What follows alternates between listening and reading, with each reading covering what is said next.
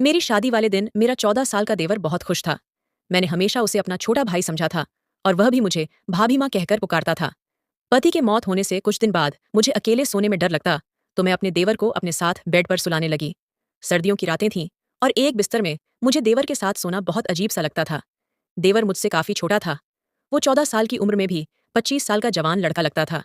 पति के मौत के बाद मैंने बहुत मुश्किल से ही गुजारा किया था, लेकिन कब तक मैं इस तरह गुजारा करती। उस रात सोचा कि एक बार देवर को आजमा के देखती हूँ। आधी रात हुई तो देवर को हिलाकर देखा तो वह गहरी नींद में था, लेकिन वह हाथ लगाते ही मेरी आंखें फटी के फाटी रह गईं, क्योंकि मेरा देवर का 7 इंच मेरे हाथ लगी गलती से। दोस्तों, कहानी को पूरा सुनिएगा, बहुत ही इंटरेस्टिंग कहानी है। और चैनल पर पहली बार आए हैं तो काली मोरल स्टोरी को सब्सक्राइब कर लें। दोस्तों, मेरी शादी के दिन आरोप बेहद खुश था। उसे हमेशा मैंने अपने छोटे भाई की तरह समझा था और वह भी मुझे प्यार से भाभी माँ कहकर पुकारता था। उसके मासूम चेहरे और नटखट हंसी में ऐसी खुशी थी कि जैसे उसे सच में एक नई माँ मिल गई हो। लेकिन इस खुशी भरे दिन के कुछ ही समय बाद मेरे जीवन में दुख का अंधेरा छा गया। मेरे पति का अचानक निधन हो गया और उनके जाने के बाद घर में मैं बिल्कुल अकेली पड़ गई। आरो ही मेरा सहारा था, लेकिन फिर भी मुझे रात को अकेले सोने से डर लगता था। ठंडी सर्दियों की रातें लंबी लगतीं और मेरे मन में एक अजीब सी बेचैनी भर जाती। कुछ रातों से मैंने उसे अपने साथ बिस्तर पर सुलाना शुरू कर दिया था, ताकि इस अकेलेपन और डर से थोड़ी राहत मिल सके। आरो की उम्र भले ही 14 साल थी, पर उसकी कदकाठी और समझदार स्वभाव उसे उससे कहीं बड़ा दिखाते थे। पति के जाने के बाद जैसे तैसे मैं इस दुख से जूझती रही, लेकिन मन की उथल पुथल को दबाना आसान नहीं था। उस रात भी मन में अजीब सी बेचैनी लिए मैं सोने की कोशिश कर रही थी। आधी रात को अचानक जागकर मैंने आरो को देखा। वह गहरी नींद में था, मासूम और निश्चल। उसे देखते ही मेरी आंखें भर आईं। इस छोटे से बच्चे ने भी अपने भाई को खो दिया था, और फिर भी वह मेरे साथ मजबूती से खड़ा था। मुझे अपनी माँ की बात याद आई, जो हमेशा कहती थीं कि बेटा, देवर को हमेशा बेटे जैसा समझो, लेकिन दूरी बनाए रखो। वह बड़ा होगा तो तुम्हारे और उसके बीच की लाजिम सीमाएं और स्पष्ट हो जाएंगी। मेरे मन में उन बातों का अर्थ अब और भी गहरा हो गया था। मुझे आरो का ध्यान रखना था, उसकी मासूमियत का मान रखना था।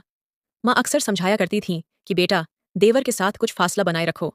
कोशिश करो कि वह तुम्हारे कमरे में बिना जरूरत ना आए। तुम एक शादीशुदा लड़की हो, तुम्हें अपनी और अपने परिवार की इज्जत का ख्याल रखना चाहिए। माँ की इन बातों को सुनते समय मुझे ऐसा लगता था कि वह आरो के बारे में कुछ ज्यादा ही बुरा सोच रही हैं, और मैं उनकी बातों से नाराज हो जाती थी। लेकिन अब, जब पति को खोकर मैं बेसहारा हो गई थी, माँ की बातों का मतलब समझ में आने लगा था। उस रात भी जब मैं अकेली बैठी थी, आंखों से आंसू थमने का नाम ही नहीं ले रहे थे। मेरे दिल में दर्द की लहरें उठ रही थीं कि मेरे पति मुझे इस दुनिया में अकेला छोड़कर चले गए। मैं कभी सोच भी नहीं सकती थी कि वह मुझे आरो के सहारे छोड़कर चले जाएंगे। रात के 12 बज चुके थे और आरो अभी तक घर नहीं लौटा था। शायद वह अपने भाई के रिश्तेदारों के साथ था, और मुझे यह सोचकर कुछ राहत मिली कि वह घर नहीं आया। उसकी गैर मौजूदगी में मुझे एक तरह की राहत महसूस हुई। उस वक्त माँ की बातों का असर मेरे दिल में गहरा होता जा रहा था। तभी अचानक दरवाजे पर दस्तक हुई और मेरा दिल तेजी से धड़क उठा। डरते हुए मैंने सोचा कि कौन हो सकता है, लेकिन बाहर से आरो की आवाज आई, भाभी, दरवाजा खोलिए, मैं हूं। उसकी आवाज सुनकर मेरे दिल में अजीब सी घबराहट हुई। मैंने हिम्मत जुटाकर दरवाजा खोला और उस बड़े सुनसान से घर में सब कुछ जैसे वीरान सा लगने लगा। आरो अंदर आया और मासूमियत से पूछने लगा, भाभी, आपने खाना खाया? उसकी नजरें झुकी हुई थीं और चेहरे पर वही मासूमियत थी जो हमेशा से थी। उस पल मैंने खुद को समझाया कि आरो एक मासूम बच्चा ही तो है। उस अकेली रात में मुझे उसका साथ और उसकी चिंता ही मेरे लिए सहारा बन गई। आरो के हाथ में एक थैली थी और उसमें होटल से लाए हुए चावल थे। उसने एक प्लेट में चावल निकाले और मेरे सामने रख दिए। उसके चेहरे पर चिंता और मासूमियत की झलक साफ थी। भाभी, मुझे खाना बनाना नहीं आता, लेकिन आपके लिए बाहर से लेकर आया हूँ। आप कुछ खा लीजिए, वरना आप यूं ही भूखी रह जाएंगी, उसने कहा। उसकी आवाज में एक अजीब सा दर्द था। उसने मेरी तरफ देखा और रुंधी हुई आवाज में कहा, मैं अपने भाई के बाद आपको नहीं खोना चाहता। आरो की आंखों में भी आंसू थे। वह मुझे माँ जैसा मानता था, और उसकी यह भावना मुझे भीतर तक छू गई। लेकिन फिर भी माँ की बातें मेरे दिल से निकल नहीं पा रही थीं। उसने मेरे आंसू पोंछते हुए कहा, भाभी, आपको फिक्र करने की जरूरत नहीं है। मैं आपका सहारा बनूंगा। आप इस घर से कभी मत जाना। उसकी बातें सुनकर मेरा दिल भारी हो गया। वह बड़े जज्बाती अंदाज में मुझसे बात कर रहा था, और मेरी आंखों में उसकी इस मासूम चिंता ने एक नई उम्मीद की झलक दी। फिर उसने कहा, भाभी, आप इस कमरे में सो जाएं। दूसरा कमरा तो छत के करीब है। मुझे नहीं लगता कि आपको वहां रहना चाहिए। अब सबको पता है कि हमारे घर में भाई की मौत हो चुकी है, और कोई भी गलत इरादे से हमारे घर आ सकता है। उसकी इतनी समझदारी भरी बात सुनकर मैं हैरान रह गई। सोचने लगी कि इतनी छोटी उम्र में उसे कैसे ये सब बातें सूझ रही हैं। लेकिन फिर भी उसकी बातों में तर्क था, और उसकी चिंता ने मुझे उसकी बात मानने पर मजबूर कर दिया।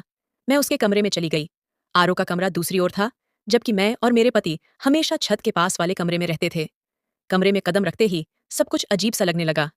आज पहली बार मैं अपने कमरे से बाहर किसी और कमरे में थी, लेकिन जैसे ही मैंने कमरे का दरवाजा बंद किया और नजरें उठाईं, वहां एक चीज थी जिसने मेरी आंखें फटी की फटी रह गईं। आरो की उम्र 14 साल थी और मुझे यकीन नहीं हो रहा था कि उसने जो किया था वह एक छोटे बच्चे के लिए नहीं, बल्कि किसी बड़े और समझदार आदमी के जैसा था।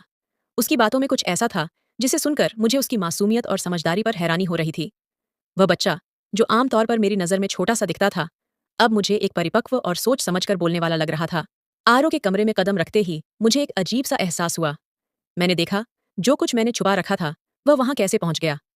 मेरी सारी चीजें बेतरतीब सी पड़ी थीं और एक पल के लिए मुझे लगा कि यह सब कुछ आरो ने किया है। ये बात मुझे बहुत अजीब लगी और मैं सोचने लगी कि सुबह होते ही इसे इस बारे में सवाल करूंगी।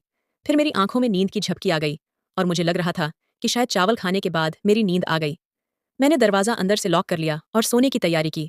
2 दिन से मुझे नींद बिल्कुल नहीं आ रही थी, लेकिन आज ऐसा लग रहा था जैसे आरो के लाए चावल खाकर मेरी आंखें भारी हो गईं। सोचा, कहीं यह चावल खाने की वजह से तो नहीं था, मगर बहुत जल्दी ही मेरी आंखें बंद हो गईं, जैसे किसी को नींद का इंजेक्शन लग गया हो। सुबह जब मेरी आंख खुली तो देखा कि 10 बज चुके थे और मुझे हैरानी हो रही थी कि मुझे इतनी गहरी नींद कैसे आ गई। 2 दिन से मुझे ठीक से नींद नहीं आई थी, लेकिन आज तो ऐसा लग रहा था जैसे मुझे चुपके से नींद की कोई खुमारी चढ़ गई हो। मेरा दिल बार बार यही सोच रहा था कि कहीं आरो के लाए हुए चावलों को खाकर मैं बेहोश तो नहीं हो गई। मैं यह सब सोच ही रही थी कि अपनी आंखें मलते हुए बाहर आई। सामने आरो किचन में चाय बना रहा था और उसकी मासूमियत में मुझे कुछ ऐसा था जो मुझे और भी हैरान कर रहा था। आरो की 14 साल की उम्र में जो कुछ मैंने सुना वह मुझे गहरे सदमे में डाल गया। वह चाय मेरे सामने रखते हुए बोला, भाभी, आप सो गई थीं, आपको बहुत अच्छी नींद आई ना। उसकी बातों में एक मासूमियत थी, लेकिन उसकी आंखों में छिपी हुई कुछ और ही था। मुझे बहुत बुरा लगा और मैंने फीकी आवाज में